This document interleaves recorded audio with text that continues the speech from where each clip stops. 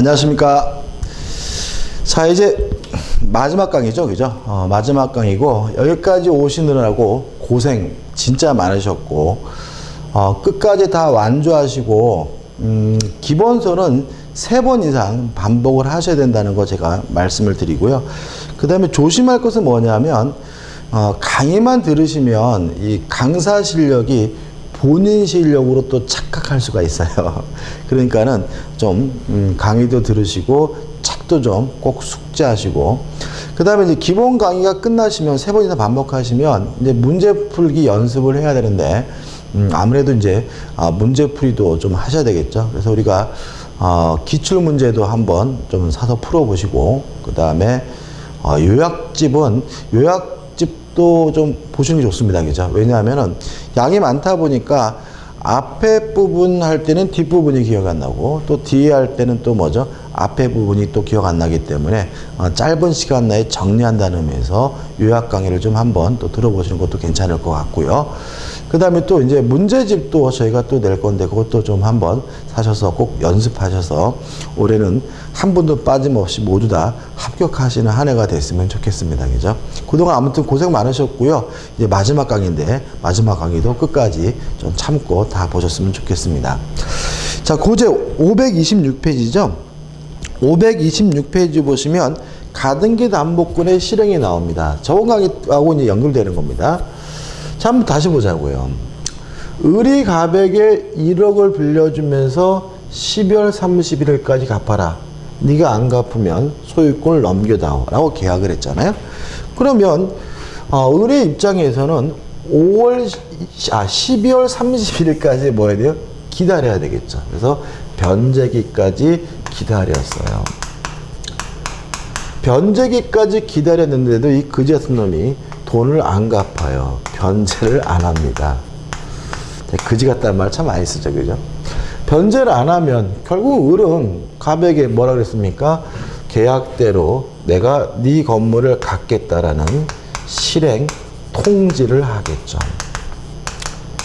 이러한 실행 통지라고 바로 가져갈 수는 없고요. 2달 동안 기다려야 돼요. 요 2달 기간을 뭐라 그러냐면 청산기간이라고 합니다. 2달 동안 기다렸는데도 안 갚아요. 그럼 이제 어떻게 하냐면 청산금을 지급하게 됩니다.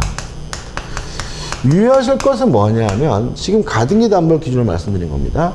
을은 어차피 소유권 이전에 관한 본등기를 해야 되기 때문에 청산금을 지급할 때 뭘 받게 되냐면 본등기할 수 있는 서류를 교부받게 되는 거죠. 따라서 청산금의 지급과 본등기 서류를 교부받는 것은 동시이행관계고요. 그리고 이 서류 가지고 자기 앞으로 본등기를 하게 되면 모든 절차가 다 끝나게 됩니다. 그러면 어떻게 되는 거죠? 변제기가 지난 후에 실행 통지를 하고 2달 기다렸다가 청산금을 지급하고 마지막으로 본등기를 하게 되면 모든 절차가 다 끝난다. 이렇게 되고요.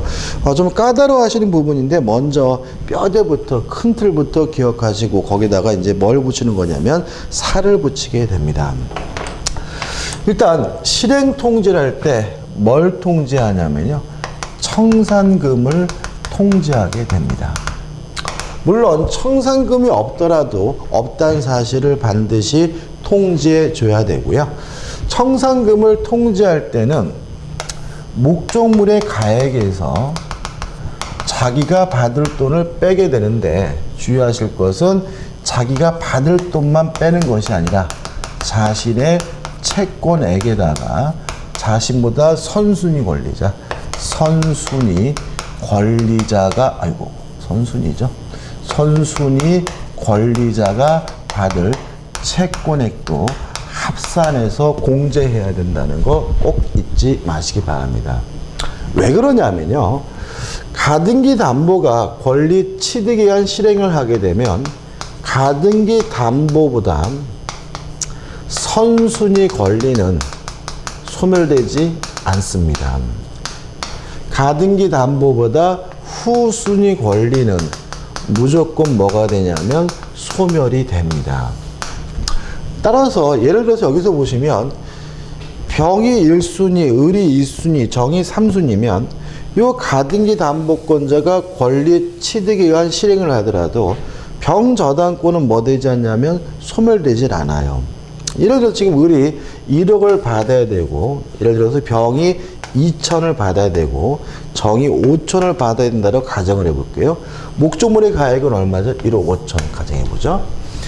그러면 결국은 어떻게 되냐면 얘가 소멸되지 않고 남는다는 말은 을은 병한테 2천만 원을 갚아야 된다는 얘기입니다. 왜냐하면 안 갚으면 병이 뭐 하겠어요? 경매할 것이고 을은 소유권을 취득해봤자 난리잖아요. 그래서 자기가 받을 돈 1억에다가 선순위 권리자 받을 돈 2천에서 1억 2천을 빼면 청산금이 얼마가 되는 거죠? 3천만 원이 되는 거죠. 꼭 기억해 두시고요. 그 다음에 청산금을 계산하려면 요 목적물에 관한 가치를 평가해야 되겠죠. 요 평가 방법에 대해서 우리 판례는 객관적일 필요는 없다.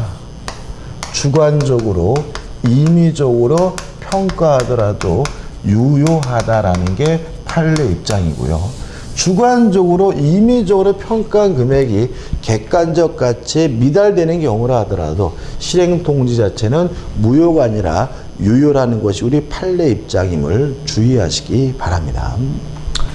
그 다음에 실행 통지를 누구한테 하느냐? 채무자 등에게 합니다. 채무자가에게 하고요. 만약에 물상보증인이 있으면 물상보증인에게도 하고요. 또 제3취득자가 있다면 제3취득자에게도 실행통지를 해야 되는데 문제는 채무자 등에게 실행통지하고 그 사실을 또 누구한테도 통지해둬야 되냐면 후순위 권리자. 여기서는 후순위 저당권자에게도 그 사실을 반드시 통지를 해줘야 된다는 점이죠. 왜냐하면 가등기 담보보다 후순위 권리는 무조건 뭐가 돼요? 소멸되죠. 만약에 정은 을과 병, 갑 세 사람이 짝짝꿍 해가지고 끝내버리면 한 푼도 돈을 받지도 못했는데도 불구하고 뭐 하게 돼요? 소멸되는 일이 발생하는 거죠. 그래서 요 문제 때문에 후순위 저당권자에게 반드시 그 사실을 통지해 줘야 되고요. 그 다음 문제는 정이 통지를 받고 보니까 금액이 마음에 안 들 수가 있죠. 그죠? 예를 들어 가지고 지금 5천을 받아야 되는데 청산금이 얼마인가요? 3천만 원. 이래서 정이 돈 더 달라고 요구할 수 있는 이 문제에 대해서 가등기 담보법은 청산금의 액수, 수액에 대해서는 다툴 수는 없다라는 게 우리 가담법의 태도입니다. 그러면 돈 더 달라고 요구할 수 없고 말도 안 된다고 제랄 걸 수 없으면 어떡할 거냐? 요 2개월이라는 청산 기간 내에 후순위 저당권자는 경매를 신청하는 것이 가능하다는 의미고요. 유의하실 것은 변제기가 도래할 필요가 없다는 거 꼭 기억해 두시기 바랍니다. 자, 왜냐하면 요 정은 무조건 뭐가 될 상태죠? 소멸될 상태죠. 근데 만약에 변제기가 도래하지 않았다는 이유로 경매를 신청할 수 없다면 정은 피해를 보면서 그죠? 피해를 보겠죠. 그죠? 피해를 보겠죠. 따라서 아직 돈 받을 때가 안 됐더라도 변제기가 도래하지 않았더라도 청산 기간 내라면 경매를 신청하는 것이 가능하다는 것까지 꼭 기억해 두시기 바랍니다. 끝입니다. 이 정도고요. 이러한 내용이 어디까지 나오냐면 529페이지까지 나와 있으니까 한번 꼼꼼히 보시기 바라고요. 그 다음 529페이지 하단에 보시면 2번에서 경매에 의한 실행이 나오는데 요거는 뭐죠? 저당권으로 본다 해서 전 강의 때 말씀드린 내용이고, 그 다음 양도담보의 경우에 가지고 내용이 나오는데 요것도 중요한 별건 아니고요. 양도담보나 매도담보는 뭐죠? 요게 없겠죠. 그죠? 양도담보나 매도담보는 이미 자기 앞으로 뭐가 되어 있는 상태예요? 소유권이 이전되어 있는 상태니까 뭐만 하면요? 청산금만 지급하면 본등기가 이미 되어 있으니까 바로 소유권을 취득한다는 점에서만 차이점이 있고요. 한 가지 유의하실 것은 530페이지 상단에 양도담보권자로부터 소유권 이전을 받은 자 이렇게 나와 있는데 양도담보권자가 자기 앞에 등기된 곳을 기하로 팔아먹었을 때 제3자는 어떻게 되느냐?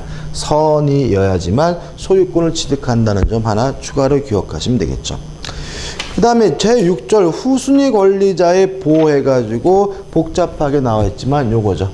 후순위 저당권자는 수액, 액수 가지고 다툴 수는 없고 자신의 채권에 변제기가 도래하지 않았더라도 경매 신청을 할 수 있다는 거 기억해 두시면 되고요.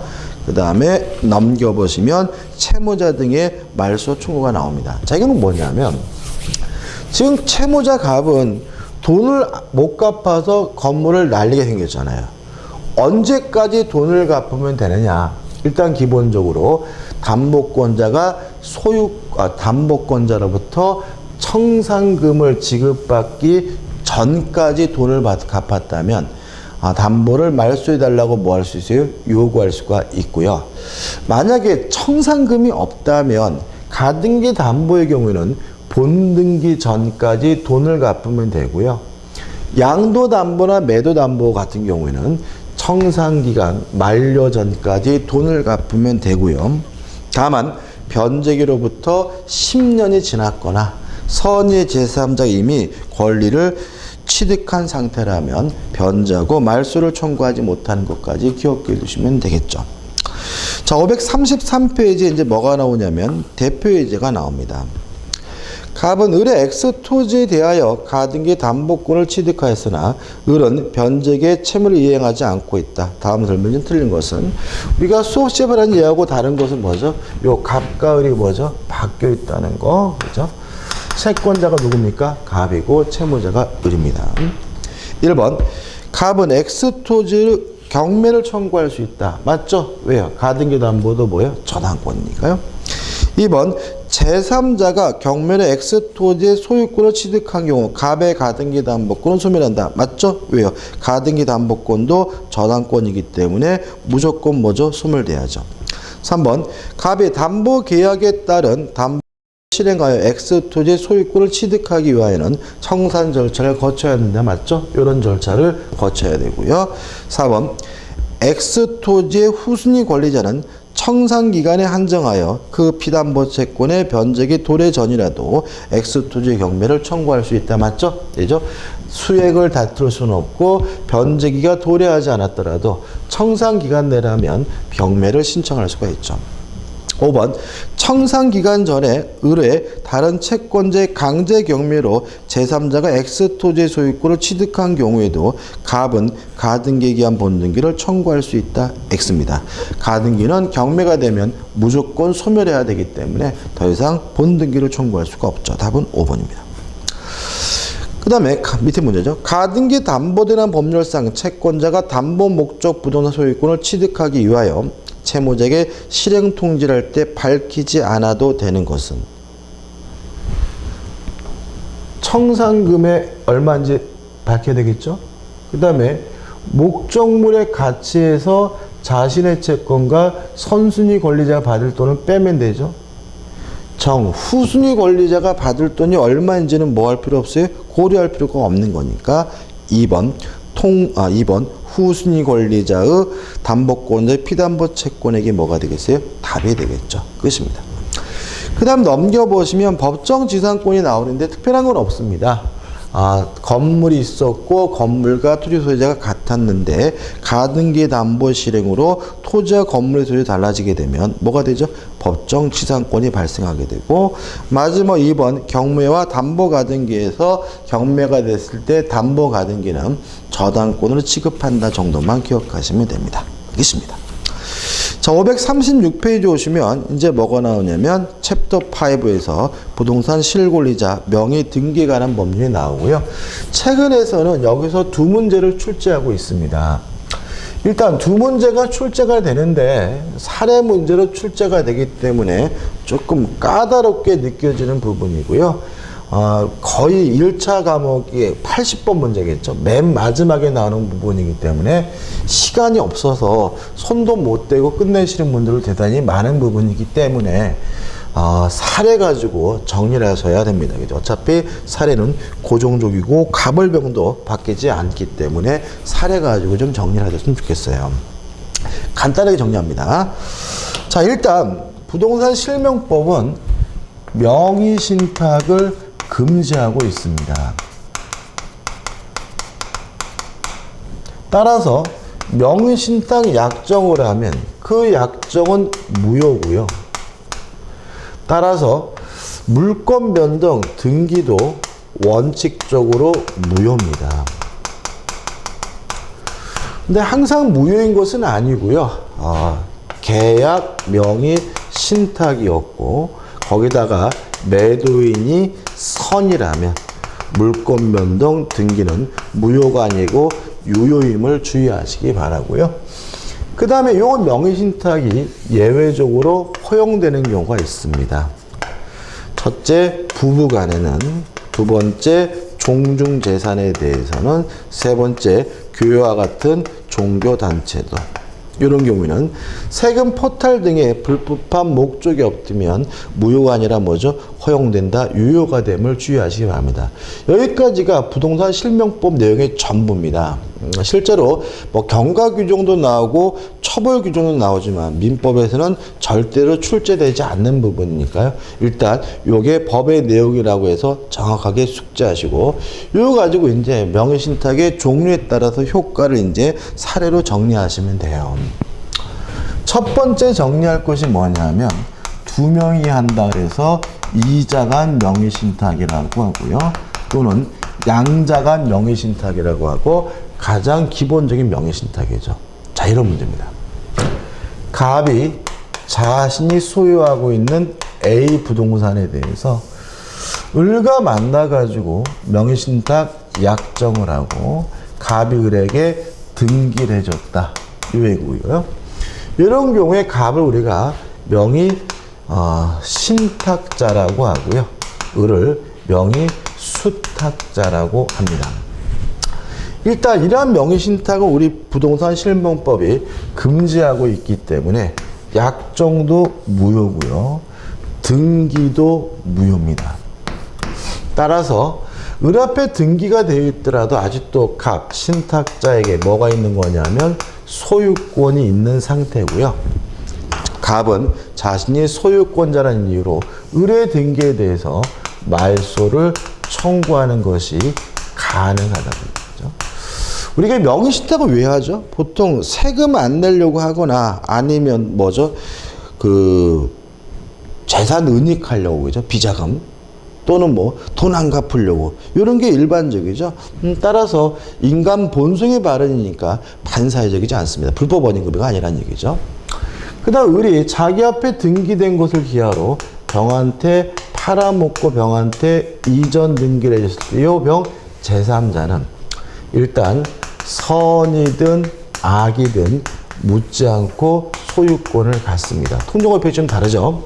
다만 아는 것을 넘어가지고 적극 가담하게 되면 이제 을과 병 간의 매매가 반사회적에서 무효이기 때문에 소유권을 취득하지 못합니다. 다시 말하면 제3자는 선악 불문하고 소유권을 취득하지만 적극 가담한 경우에만 소유권을 갖지 못한다는 거 잊지 마시기 바랍니다. 그것입니다. 그 다음에 두 번째는 세 명이 한다 그래서 3자간 명의신탁이 있거든요. 다른 말로는 중간 생략형 명의신탁이라고도 합니다. 이런 거죠. 갑이 병이 소유하고 있는 토지를 사고 싶어서 병과 만나서 매매 계약을 했어요. 근데 자기 앞으로 등기해 놓기가 껄끄러워서요. 을을 만나서 네 이름 좀 빌리자. 명의신탁 약정을 하고 그 약정에 의해서 매도인인 병에서 을로 직접 등기가 이루어졌다면 이걸 우리가 사명에 따라서 3자간 명의신탁 갑을 거치지 않고 바로 등기가 됐다 그래서 중간 생략형 명의신탁이라고 하고요. 일단 갑을 간의 명의신탁 약정 무효입니다. 또 병 앞에 이루어진 요 등기도 뭐예요? 무효인 거죠. 그러면 소유권은 누구에게 있는 거죠?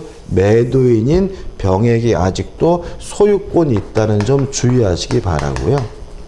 따라서 병은 자신이 소유권자란 이유로 의뢰 등기에 대해서 말소를 청구하는 것이 가능합니다. 근데 문제는 뭐냐면 여기서 유효한 것이 있다는 거죠. 갑과 병 간의 매매 계약은 유효합니다.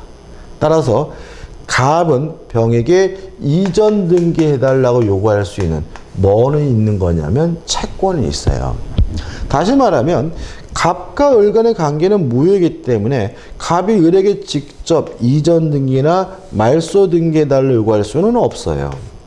다만 갑은 병에서 이전 등기해달라고 요구할 수 있는 뭐는 있어요? 채권이 있기 때문에 갑은 자신의 채권을 근거로 해서 갑의 소유권을 대위 행사하는 것은 가능하다까지 기억하면 됩니다. 다시 말하면 갑은 병을 대위해서 말소시킨 후 이전 등기 받아야 비로소 뭘 갖게 됩니까? 소유권을 갖게 됩니다. 끝이죠? 그 다음에 이제 세 번째로 계약 명의신탁입니다.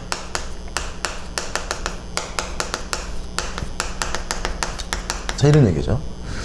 갑이 병이 소유하고 있는 토지를 사고 싶은데 직접 나서가지고 매매 계약하기도 껄끄러워서요. 을에게 네 이름 좀 빌리자 명의신탁 약정을 하고요. 내가 돈 줄 테니까 네가 직접 사라 위임까지 한 거죠. 그래서 명의수탁자인 을이 매도인인 병과 만나서 매매 계약을 체결하고 요 매매 계약에 의해서 병에서 을로 직접 이루어졌다면, 등기 이루어졌다면 명의수탁자인 을이 뭐까지 하고 있죠?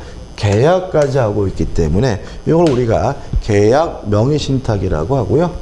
물론 갑을 간의 명의신탁 약정은 얘 없이 무효인 거죠. 그죠? 그 다음에 병에서 을로 넘어온 요 등기도 원칙적으로 어떻게 해요? 무효인 거예요. 다만 예외가 있다는 거죠. 계약 명의신탁의 경우에는 매도인이 선이라면, 다시 말하면 갑을 간의 명의신탁 약정에 대한 사실을 모르고 있다면 등기가 무효가 아니라 유효가 되고요. 따라서 명의수탁자인 을은 확정적으로 뭘 갖게 되냐면 소유권을 갖게 됩니다. 그럼 여기서 문제가 되는 것은 갑이 을에게 소유권 자체를 넘겨달라, 반환해달라고 요구할 수는 없다는 거죠. 왜냐하면 을에게 확정적으로 뭐가 있어요? 소유권이 있으니까요. 다만 갑이 을에게 위임을 하면서 매매 대금을 줬기 때문에 그 대금에 대해서는 부당이득으로서 반환을 받을 수가 있다는 게 우리 판례 입장입니다. 다시 말씀드리면 계약 명의신탁이고 매도인 선이면 명의수탁자인 을이 확정적으로 뭘 갖습니까? 소유권을 갖습니다. 따라서 을은 소유권 자체를 돌려달라고 을에게 뭐 할 수는 없어요? 요구할 수는 없는 거죠. 다만 내가 준 돈 내놔라 대금에 대해서는 돌려달라고 뭐 할 수 있어요? 요구할 수가 있다. 이렇게 기억하시면 되고요.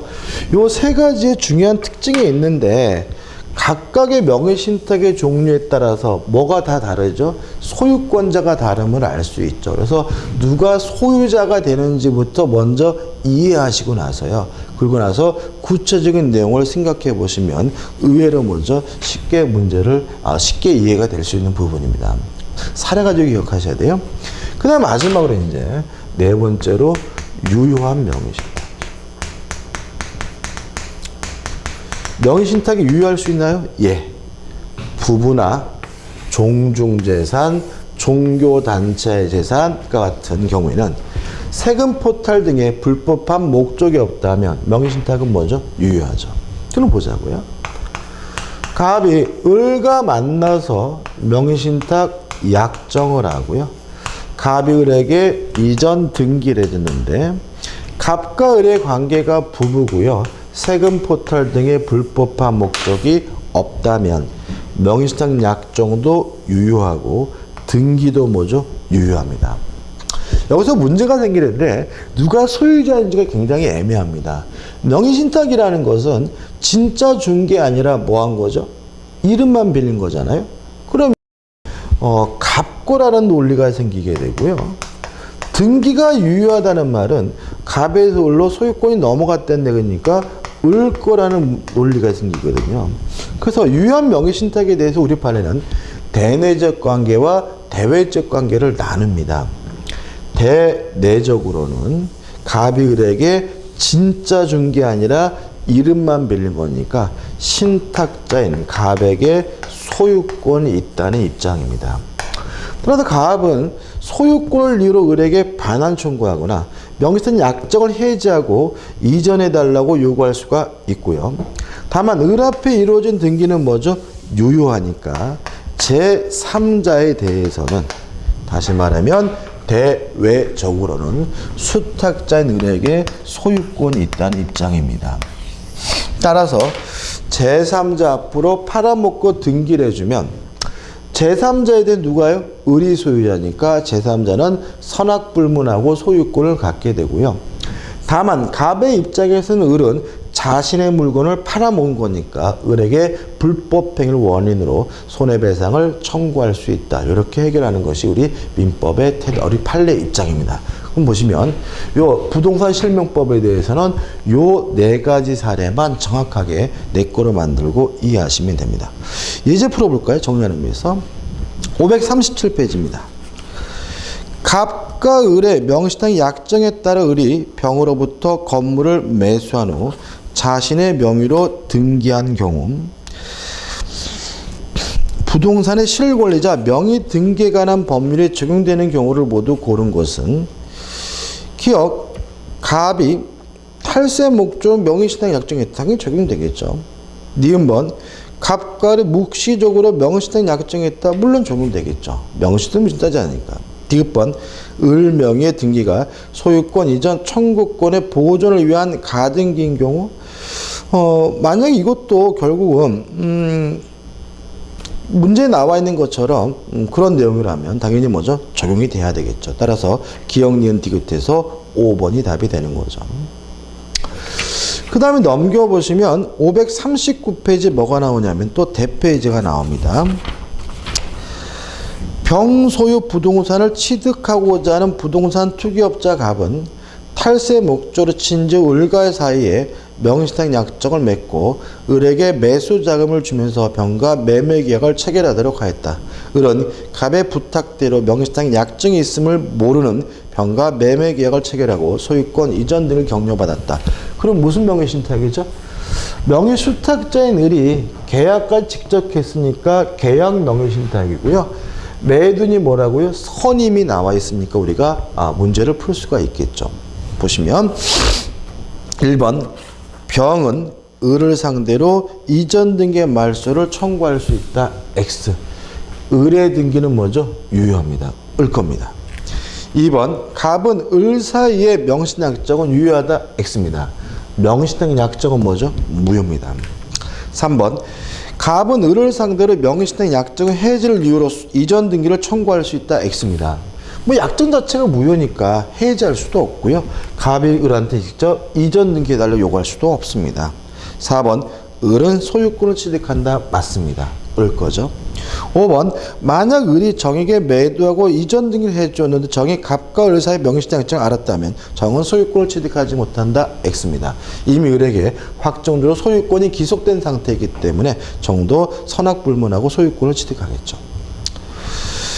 그 다음 문제입니다. 갑은 2015년 10월 17일 경매 절차가 진행 중인 을 소유 토지를 취득하기 위하여 병에게 매수 자금을 지급하면서 병 명의로 소유권 이전 등을 하기로 약정하였다.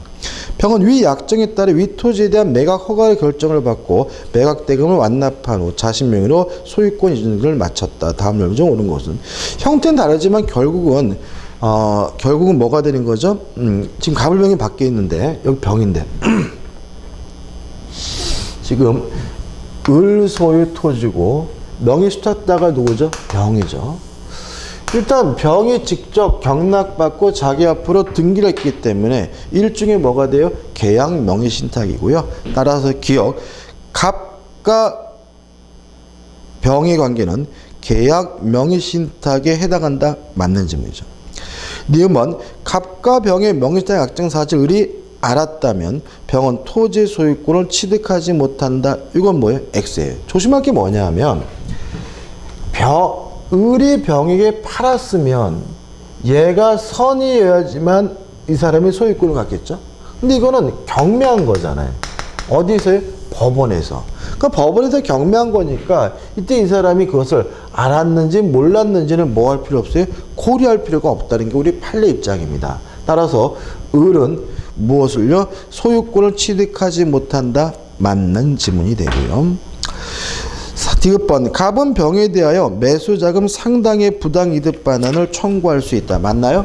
병에게 소유권이 있으니까 소유권 자체를 넘겨받을 수는 없고요. 대금에 대해서 부당이득 반환은 청구하는 것이 가능하기 때문에 맞네요. 그래서 옳은 것은 기억되게 3번이고 다시 한번 말씀드리지만 계약 명의신탁에서 수탁자인 을이 소유권을 취득하려면 매도인이 뭐 해야 돼요? 선이어야 된다. 근데 경매의 경우에는 매도인이 스스로 파는 것이 아니라 법원에서 경매한 거니까 선악불문하고 을은 소유권을 갖게 된다는 거나 추가로 기억해 두시기 바랍니다. 자, 여기까지입니다. 그동안 수고 많으셨고요. 꼭 올해 시험에 반드시 합격하기를 기원하겠습니다. 감사합니다.